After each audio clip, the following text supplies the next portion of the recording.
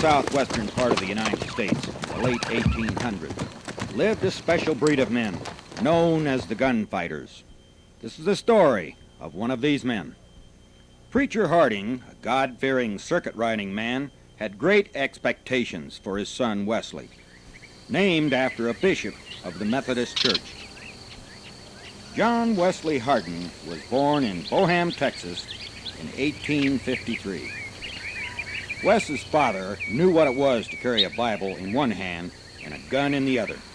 He had been a captain in the Civil War. He advised his son on the use of firearms. Wes was blue-eyed, handsome in a square-jawed way, and rather slight of build. After many hours of practice, Wes became a very proficient gunman.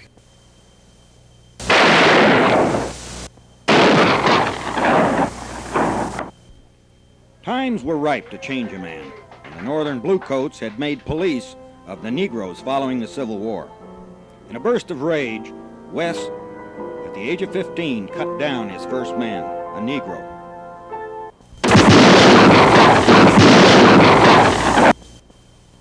This took place in 1868 in Washington County, Texas. Then he cut down 4 more men who tried to take him into custody.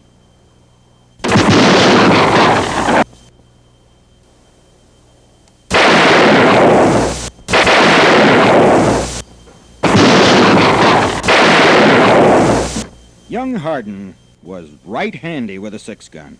He was also in big trouble with the law. This mere boy in the big-brimmed hat with a heavy cap and ball pistol dragging in his pants had to have a drink of hard liquor, and while doing so ran afoul of an Arkansas gunslinger from Horn Hill. Wes was faster. The gunslinger died with a look of agonized dismay on his face.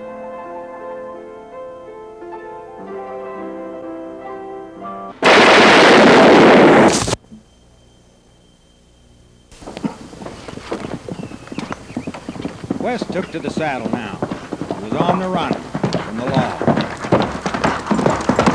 Then Harden had to unlimber on a circus roustabout, outdrew and killed him. Then the law had him good, but Harden escaped from jail, killing Deputy Jim Smoley.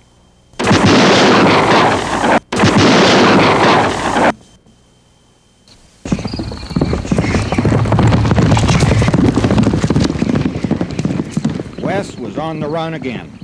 He went home to see his pa, to ask his advice. With 8 dead men, with nicer clothes on his broad shoulders, he cut a fine figure, gun belt and all. He advised his son to go on down to Old Mexico until the trouble blew over. Wes and his brother Tom were camped between Belton and Waco, spinning tales about the trail. By ironic chance, the state police got wind that Wes was on his way to Mexico.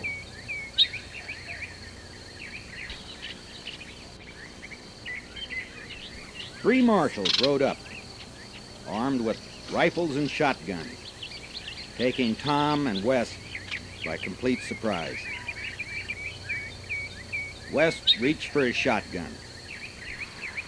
The marshal said there were more of them in the brush and that they would cut them down right where they were at. Ironically, Wes was arrested for a murder in Waco, which he had not committed. Unable to persuade the judge of his innocence, he was held temporarily in a log jail in the town of Marshall, waiting transfer to Waco.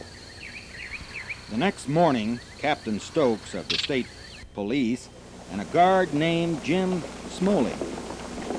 Harden was left alone with Smoley, a loud, overbearing man. Wes went for his hideaway gun under his coat. Wes discarded his coat and was out of town on a stolen horse.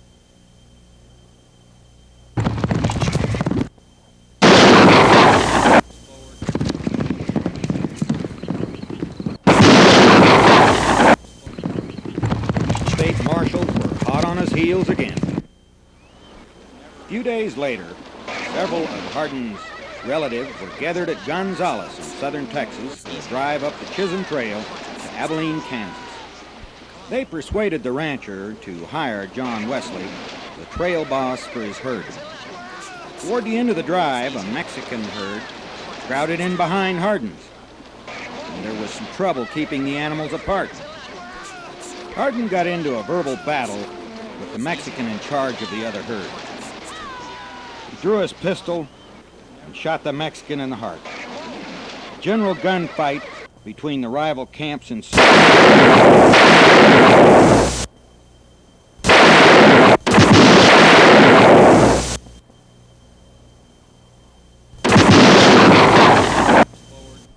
The Mexicans suffered all the casualties. 6 vaqueros died in the exchange.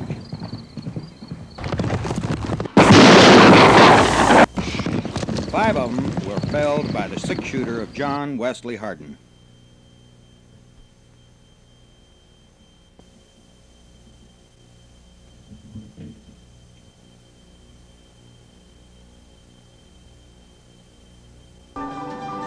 Mid-spring found them in the famed frontier town of Abilene.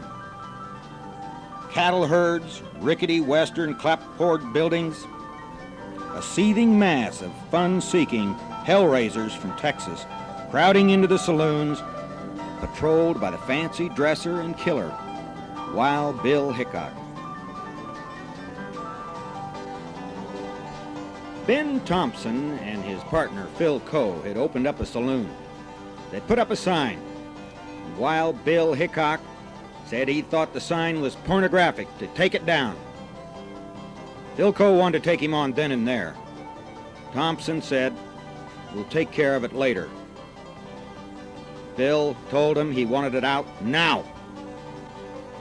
They took the sign down.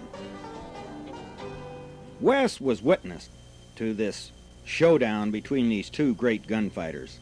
Next morning, Ben Thompson told Wes, "You should kill that SOB." Wes told him if he wanted any killing done, to do it himself. The next morning, Wild Bill saw that the sign was back up again. Wes badgered Wild Bill, wanting to know if he was going to allow Thompson to get away with it. Wild Bill knew that he had to do something right then and there. Thompson was out of town, so he called out Phil Coe.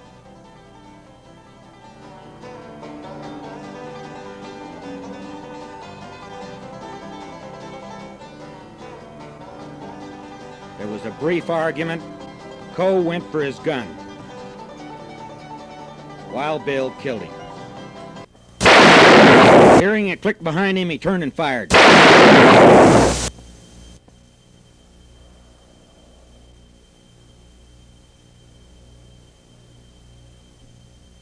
Looking down, he saw that it was his deputy.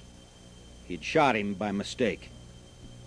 Wild Bill was going blind from glaucoma. Shortly after this incident, he joined Buffalo Bill Cody's Wild West show. Harden's most callous crime, even he showed some faint sign of shame in an attempt to pass it off as a justifiable shooting of a man who was trying to steal his pants. Actually, he had less excuse than that. At the American House Hotel, the men were gathered spinning tales about the escapades of Wild Bill. In the next room, the traveling man was trying to get some sleep. His snoring was so loud that it could be heard in the next room. Wes was disturbed by this. He was trying to listen to the men talking at the bar. It went on for several minutes.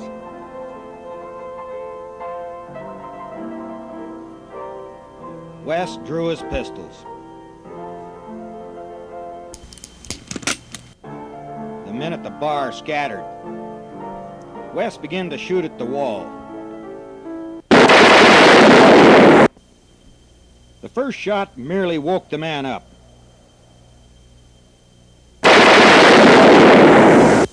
The second killed him. In silence, Harden realized that he was about to be plunged into deep trouble with Wild Bill Hickok. While he held his pistols on the bartender, he made his exit through the rear window, just in time to see Hickok arriving with 4 policemen, alerted by other guests. I believe, Harden said later, that if Wild Bill found me in a defenseless condition, he would take no explanation, but would kill me to add to his reputation. The next morning, he was already on his way to Texas, never to return to Abilene.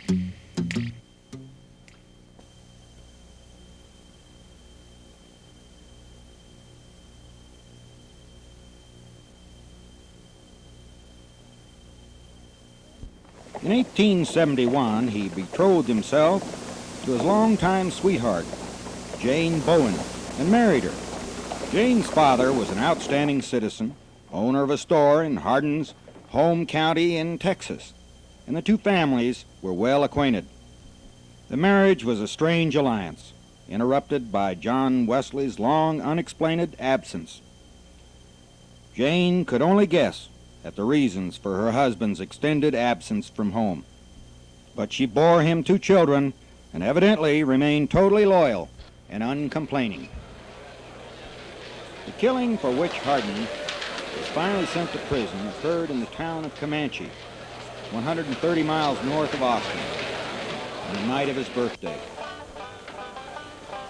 Deputy Sheriff Charles Webb of nearby Brown County was in town.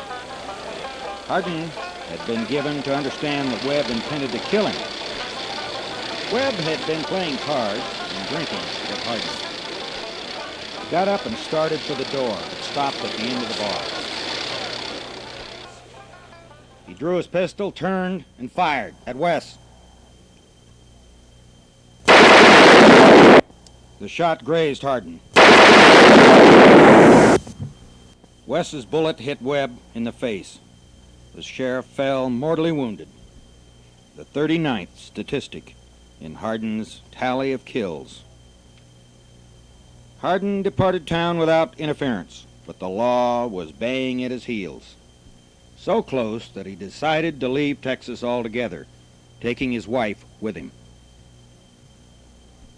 His brother Joe and his cousins Bud and Tom Dixon were caught and strung up.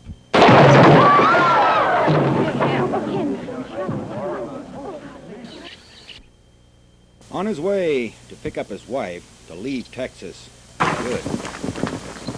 rode into a small town outside of Austin. He figured he'd be safe there. But his fame had spread all over Texas, and there were very few men that didn't know of John Wesley Harden. Unknown to Wes, famed gunslinger lawman Sheriff Jack Helms was visiting Sheriff Dick Regan. Jack Helms spotted Wes. He called for the deputies and Sheriff Dick Regan. Then he confronted Wes.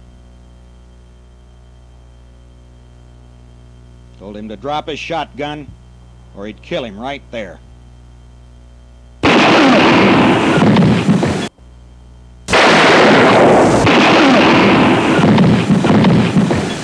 Wes's shotgun killed Jack Helms and Dick Regan.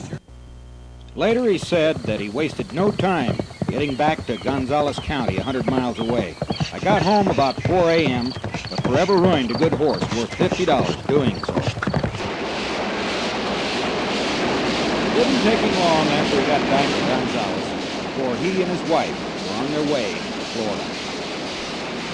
The Pinkerton detectives were already on his trail.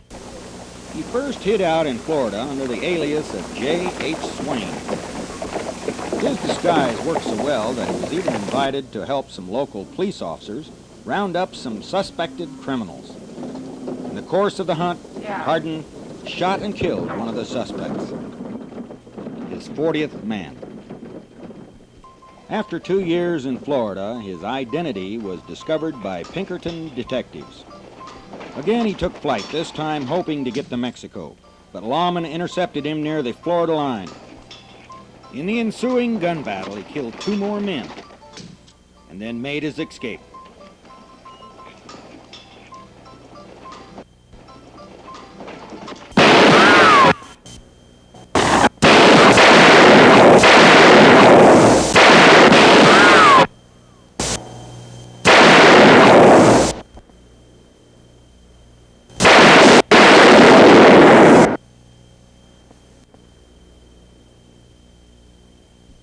He and his wife left for Alabama, where they took up residence.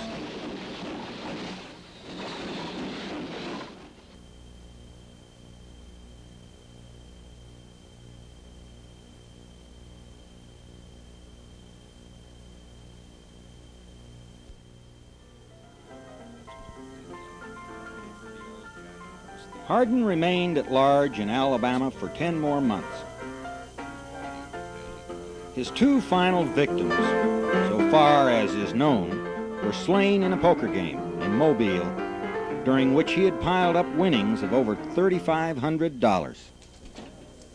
John Wesley was holding a hard flush. The man he was gambling with was a professional gambler and figured that Harden was bluffing. He made his bet, and Harden called him. The man laid his cards down, 3 queens, and reached for the pot. John Wesley showed his heart flush. The man went for his derringer. West shot him from under the table. His partner went for his gun. West ran for the back door and made his escape. Texas Rangers learned of his whereabouts by intercepting a telegram from a relative.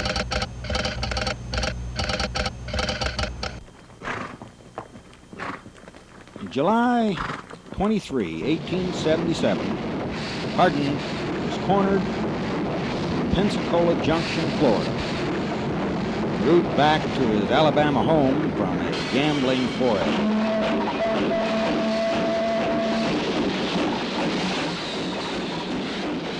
Ranger John Armstrong and the local deputies surrounded him. Harden's pistol caught in his suspenders. Even though he was surrounded by the Rangers and the deputies, he thought he might make a fight of it, but then decided against it. He told him, "Well, I guess you have me now." Ranger Armstrong told him, "John Wesley Harden, you're the worst man in the country," then tempered his statement by presenting him with a cigar.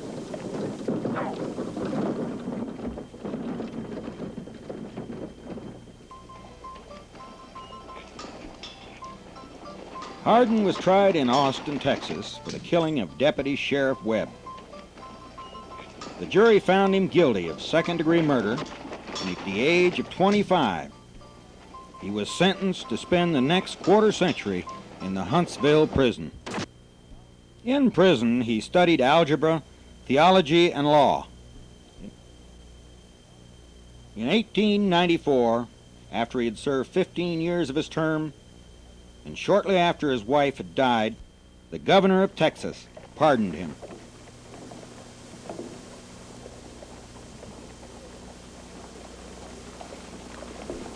John Wesley Harden was again a free man.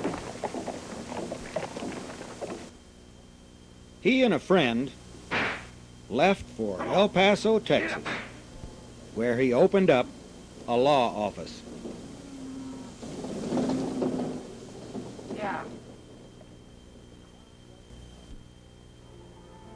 John Wesley Harden was no longer the same man. He strutted and bragged, he got drunk, tried to push people around. He spent more time arguing with the law and in saloons and on the street than he did in court. It was only a matter of time. His last clash with the law came at the age of 42, when his lady love of the moment was arrested for carrying a pistol. Harden was overheard making threats against the arresting officer, a policeman named John Selman. There was a heated argument between John Wesley and John Selman. The men in the bar knew that there was going to be trouble. John Wesley pointed at young Selman and told him he would take care of it himself.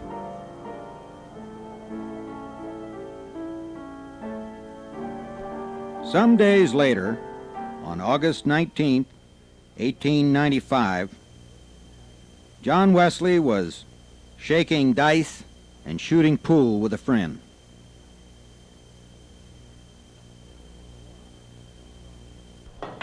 The men at the bar were still talking about the argument that was going on between Wes and the law. Old John Selman stepped into the Acme Saloon, spotted Wes at the end of the bar. Old John Selman, the young policeman's father, feared for his son's life.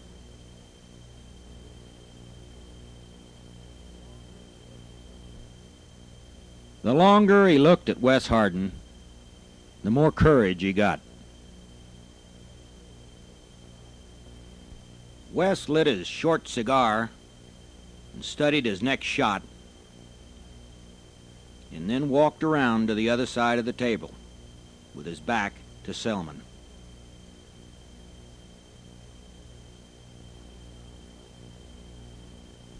Old John dropped down behind the bar.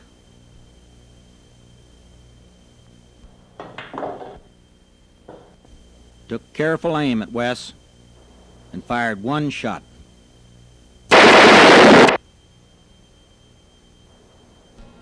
John Wesley Harden died as he had lived, by the gun.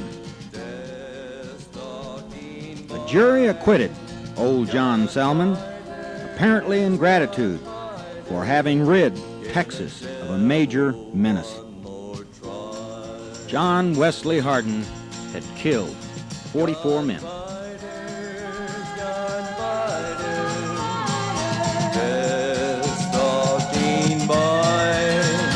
Gunfighters, gunfighters, giving the devil one more try. They never knew what hit them when an ambush was at hand, and they never saw their lifeblood dripping slowly on the sand.